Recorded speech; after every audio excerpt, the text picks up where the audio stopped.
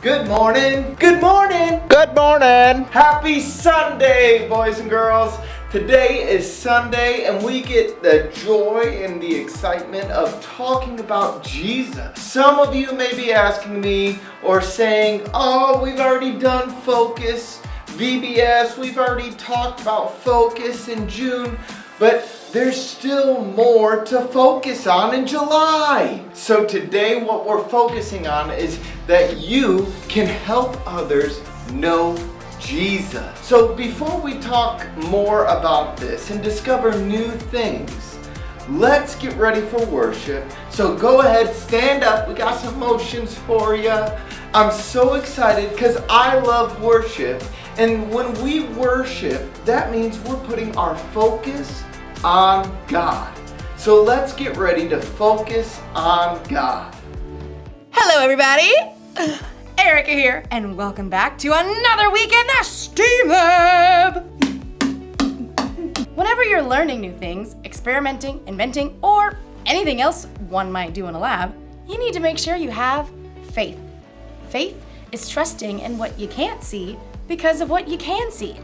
And you also have to have something to work with. Today, I asked a few people to let me borrow their glasses for the day. Cheers! Just kidding. Eyeglasses, not water glasses. I see you. Okay, these are reading glasses. They're supposed to help you see things better close up. Let's see. Oh, wow. Yep. They really work. I see things a lot more clearly. It's like focused, blurry. Focus, blurry. But look what happens when I put on these glasses. They're for someone who is really farsighted. Wow! I can't see anything. I can't see anything. It's like blurry. Focus. Blurry. Focused. Isn't that wild? There are a lot of different kinds of glasses. And the reason is because there are a lot of different kinds of people. Not everyone sees the same way. And today's story is about when a guy named Paul met some people who saw things a little bit differently than he did. Go see for yourself. You see what I did there? Okay. Meanwhile, I've got some more glasses to try on. Whoa. These are X-ray glasses. I can see my bones! Just kidding. Seriously though, when did I get that freckle? The Bible. It's 66 books of history, stories, letters, and poetry that fit together to form God's one big story. The epic adventure of how He created us and loves us so much that He made a way to rescue us. As we travel through the Bible, from Genesis to Revelation, we discover people who met God and found their lives changed forever.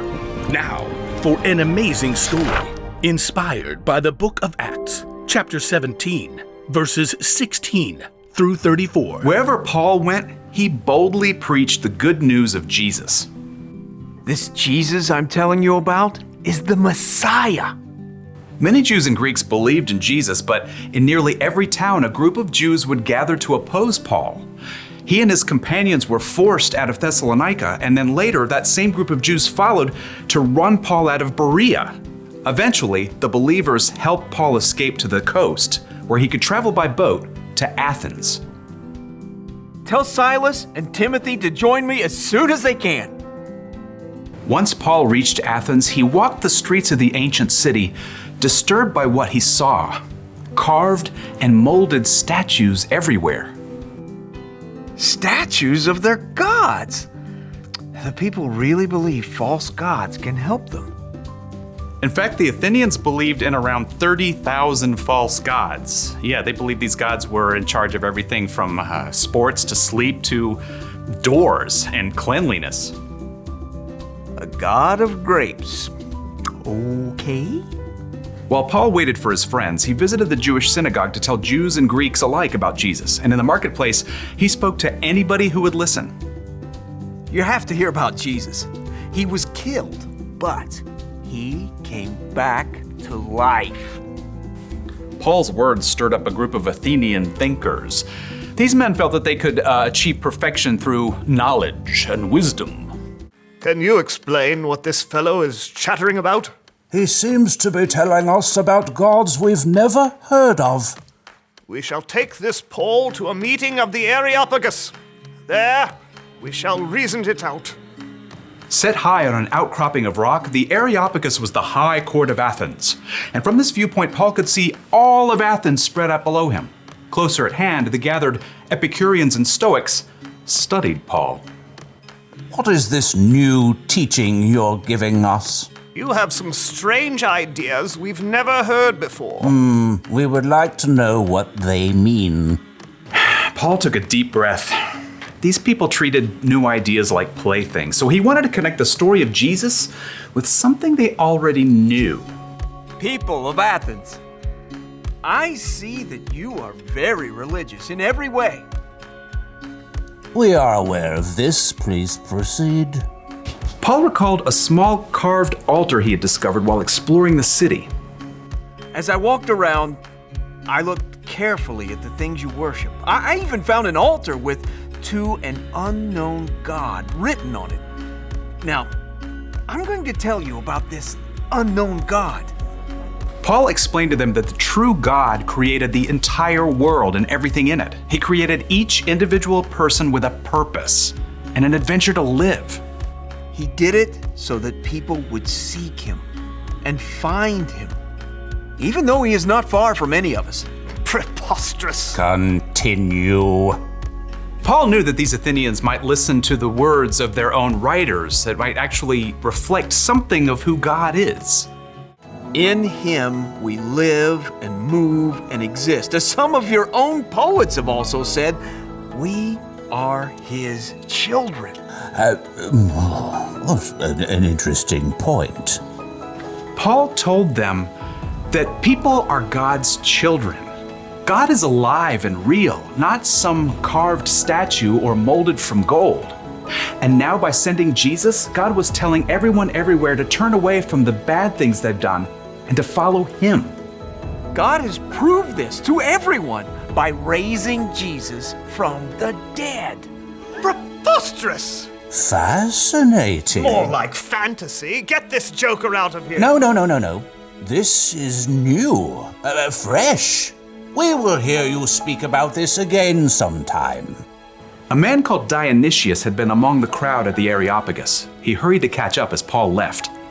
I want to know more about this living God, about Jesus. I can help you, friend.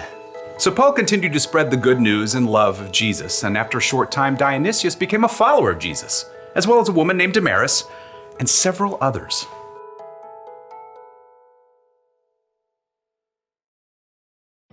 I know it's a banana, but it just looks like a blurry yellow blob.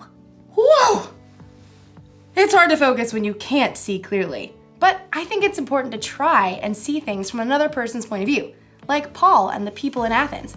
They believed in different gods than Paul. That's why Paul tried to see things how they saw things, so he could tell them about Jesus in a way they'd understand. He told them about the living, one true God who created the whole world and everything in it. And he told them that God proved how powerful he was by bringing a man back from the dead.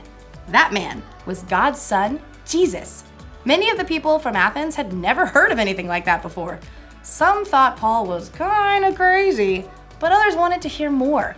And Paul was able to help them know Jesus the way he knew Jesus. That's something we can do too. It's the one thing to remember today. You can help others know Jesus. That can be easy if you're talking to someone who sees things the same way you do. But when someone sees things differently, when they believe differently, or when they've had different experiences than you, it helps to try and see things from their point of view. Ah, yes, I see what you're saying now. The best thing to do is to try to keep it real. Be honest about what Jesus has done for you. And it's not just in what you say. You can help people know Jesus by what you do too. When you treat people with love, respect, and kindness, they can see the love of Jesus through you. Everyone's different, and we all see things just a little bit differently. So I think it makes sense to try to see things the way other people see them. And you don't even have to change your glasses to do it. I'll see you next time. Bye. See you guys later. Oh, hold on. That's a table. All right.